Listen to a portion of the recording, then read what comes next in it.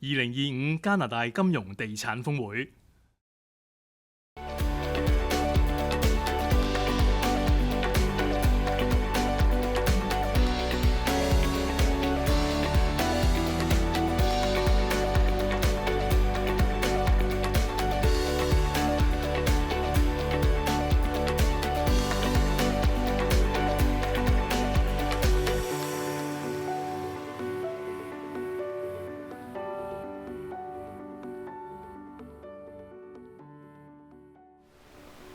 尊敬的各位来宾、女士们、先生们，大家下午好。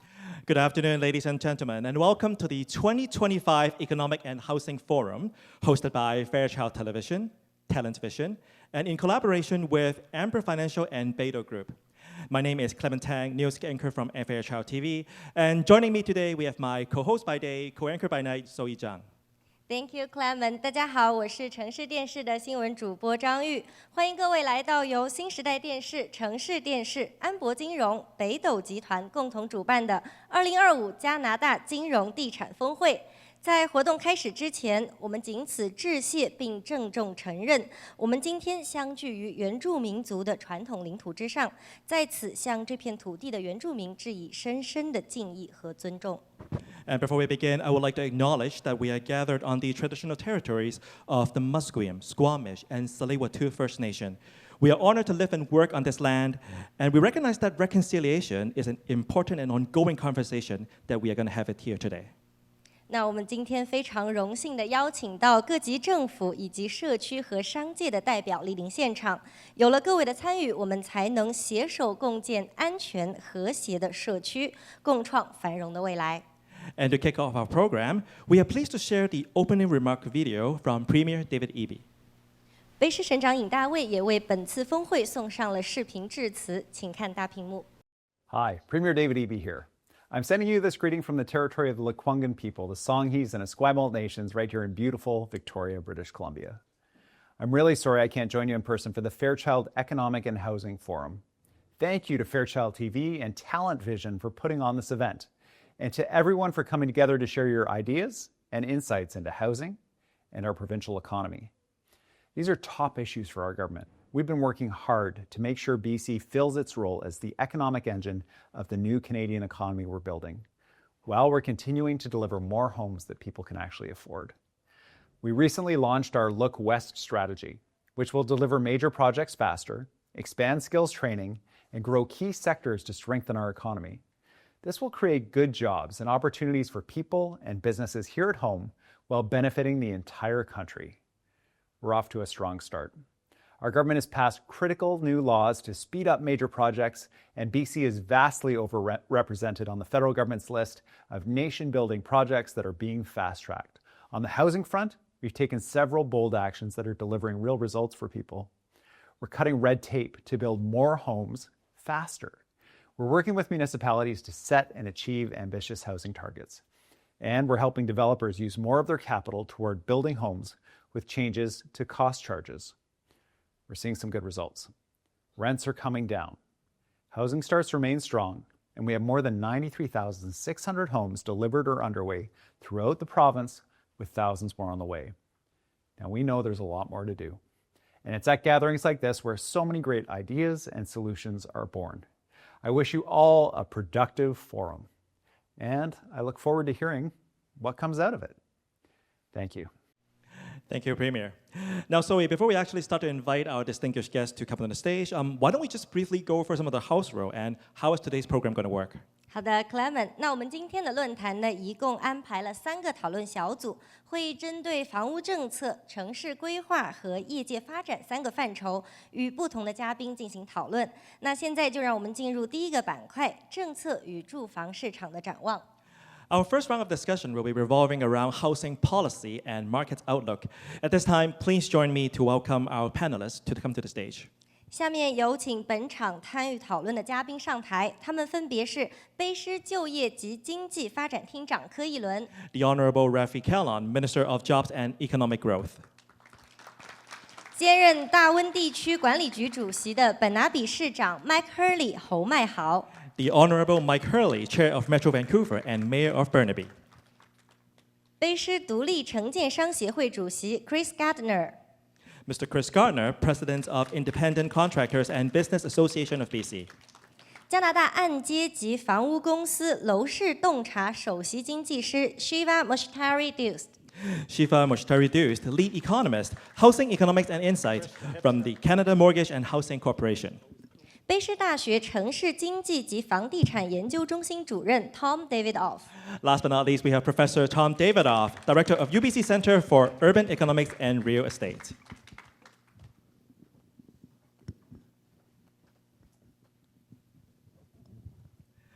Now, before we actually get engaged with the panel today, which is very exciting, we do have a Q&A session coming up later on today. 是的，在我们进入今天的讨论小组之前呢，我想提醒大家，本板块稍后会有观众的问答环节，欢迎大家在下午2点半之前将问题发送到荧幕上的这个号码，请务必写明您的问题、想要提问的嘉宾姓名，或者说明是开放给整个小组讨论。All right, so let's get this going. Let's start with you, Minister Carolan. Now, given your experience overseeing housing and now leading the province economic development strategy, how do you actually see our current housing market trends in interacting with broader economic trends? Well, first off, thank you so much for hosting us here today and putting such an impressive group of distinguished leaders in the economy on housing together. We need more of these types of conversations where not everybody agrees, but people are sharing their opinions on how we can move forward. That's how good decisions are made. So thank you and congratulations for putting this on today. If you look at the question about the economy and housing, the two are interlinked. You can't say, I'm only worried about housing or I'm worried about the economy. The two go hand in hand. We talk to employers all the time who are saying, we want to hire more people, but we need access to housing. We need access to affordable housing in our community. We can't attract that workforce until we have it. In fact, a lot of the large investments that we're hoping to attract into our province, that one of the first questions they ask is, do you have housing for the people? Do you have your people? Are they skilled up and ready to take this employment opportunity?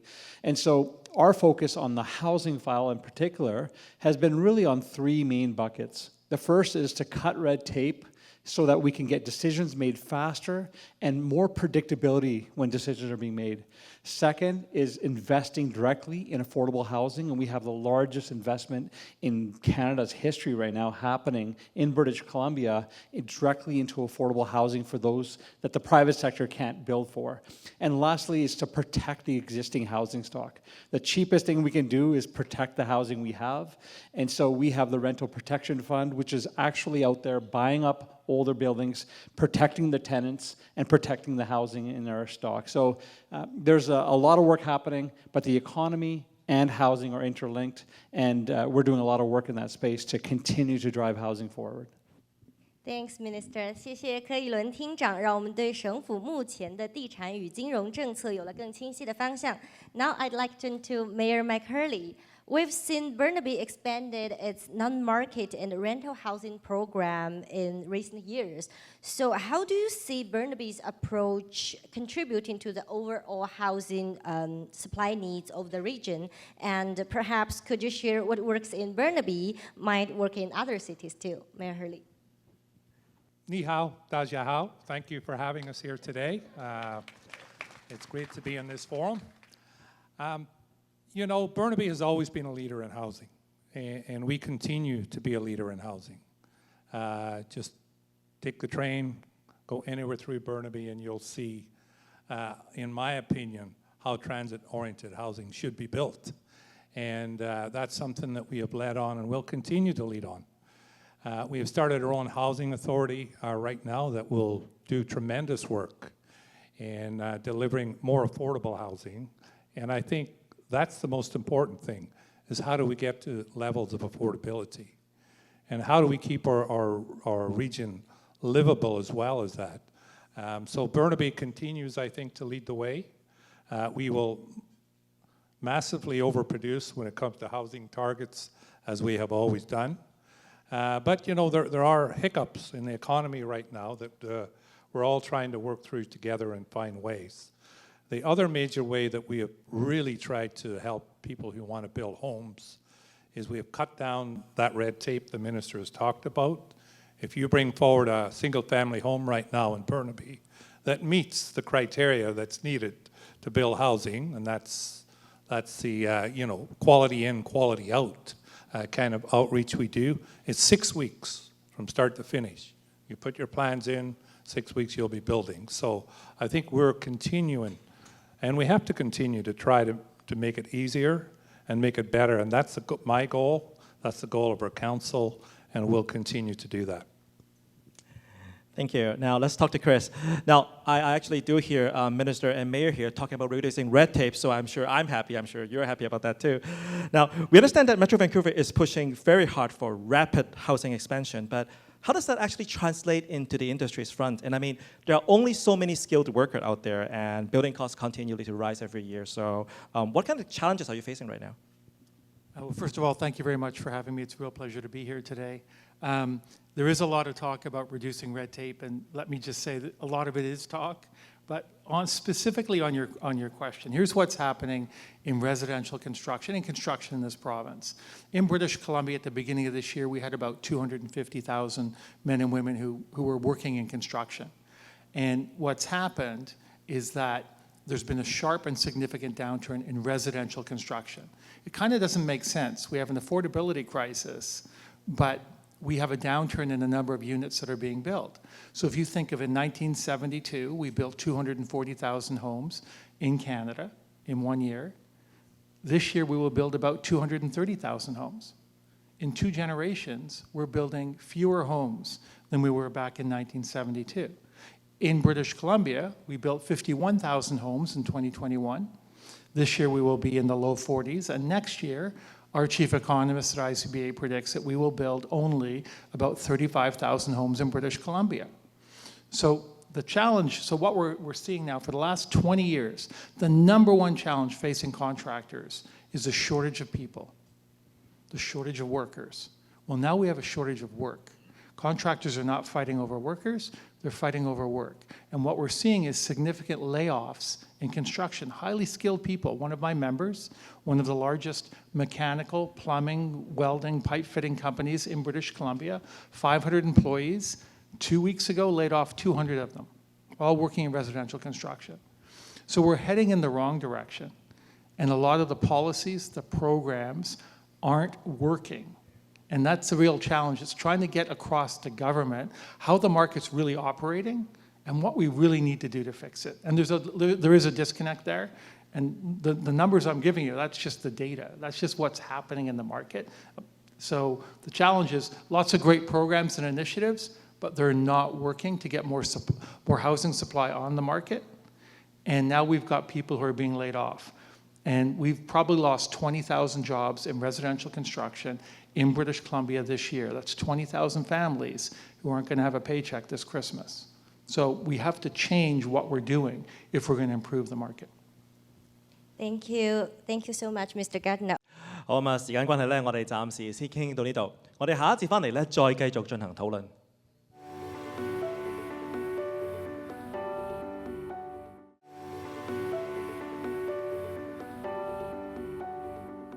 歡迎翻嚟節目時間，我哋繼續同台上面嘅嘉賓呢一齊傾下今日嘅議題。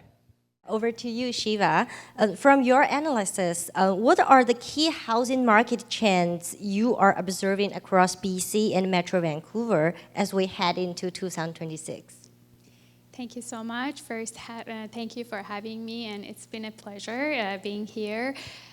Mostly when looking at, let's say, resale market, when we look at some of the trends, on the demand side, what we're seeing is softening labor market, as well as slow population growth is really dampening demand. We've seen Bank of Canada's has been cutting rates consecutively throughout 2025, and we've seen lower mortgage rates throughout the year, but that really didn't help with the sales picking up.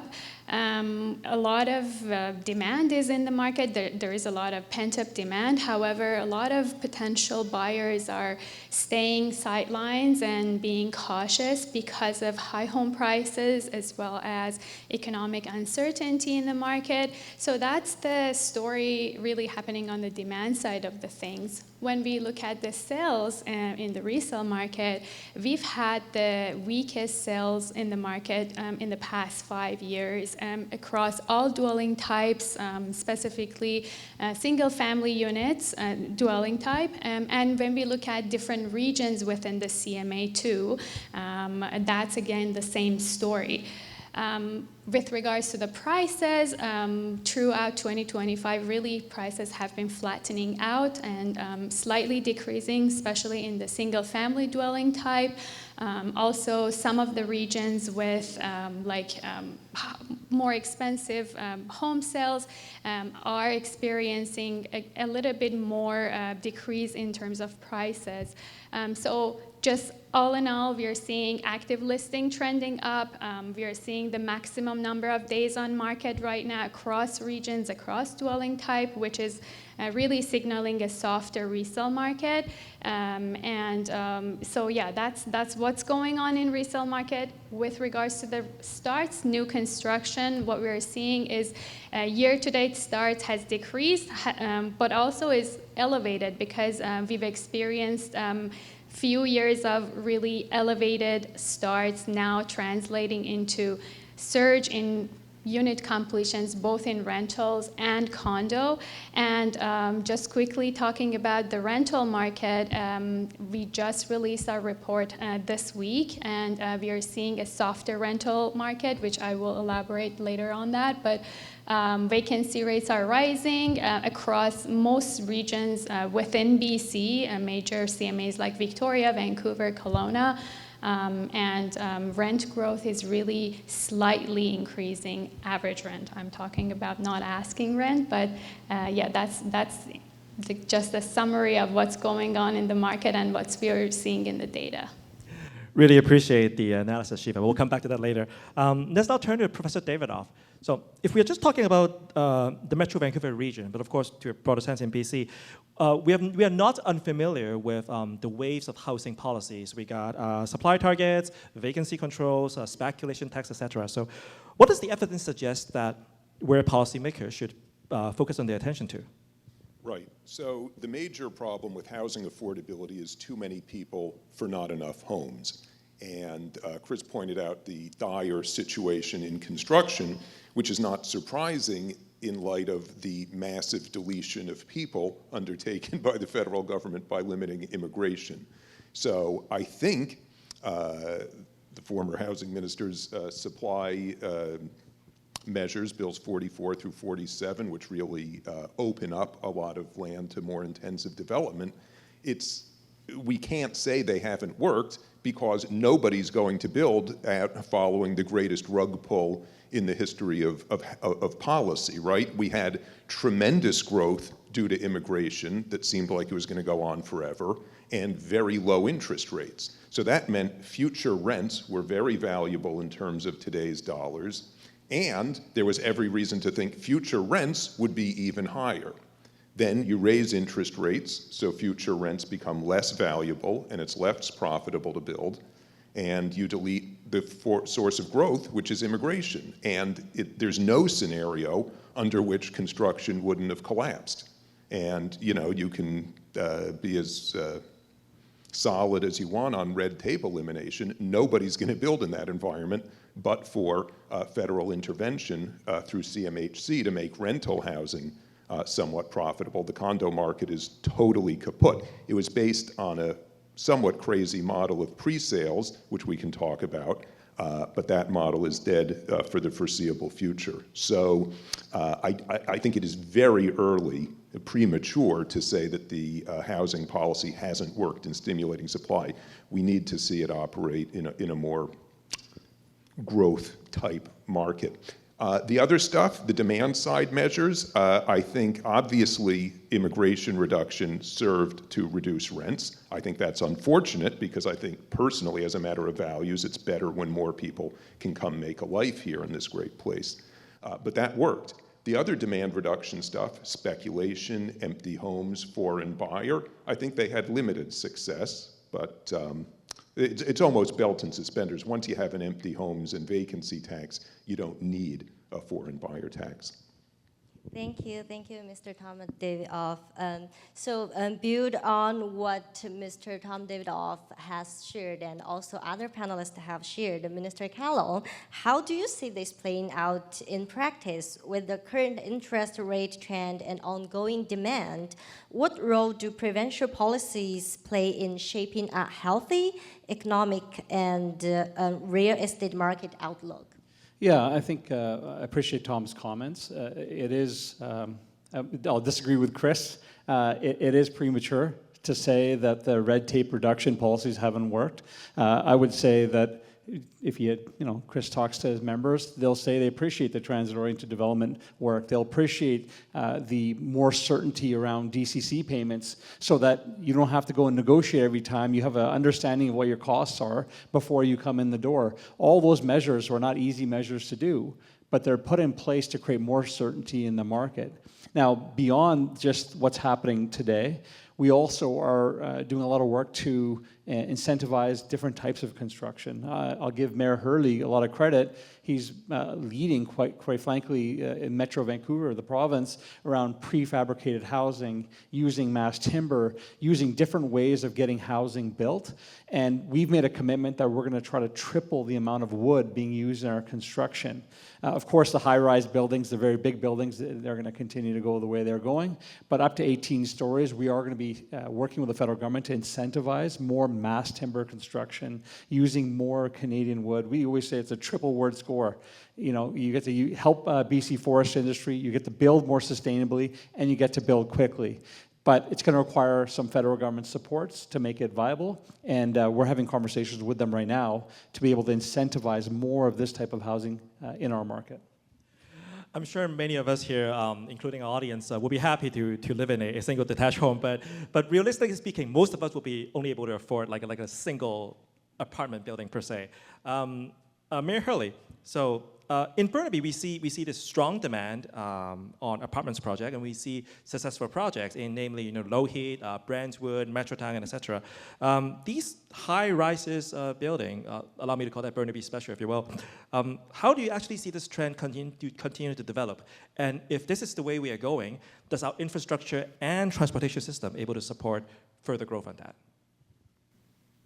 In those areas, because that's the way we have planned it, over 50 years of planning that's gone into having the 4 town centers. So we're very confident on our infrastructure in those neighborhoods.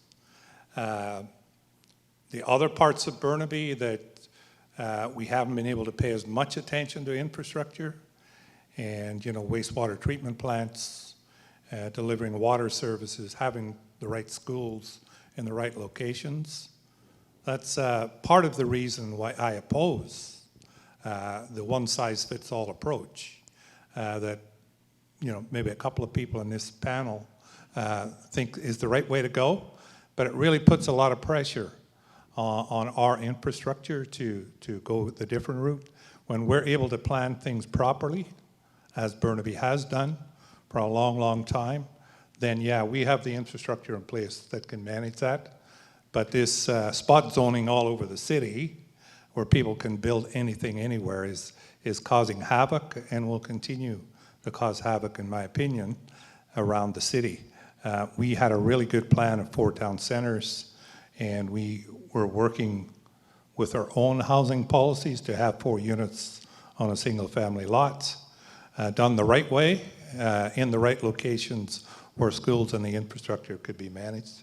And we believe that's what cities do well. They plan, they organize how their city is going to be developed, and I believe that's the way it should continue. Now, if some cities aren't doing their share, then they're fair, go ahead, go after them.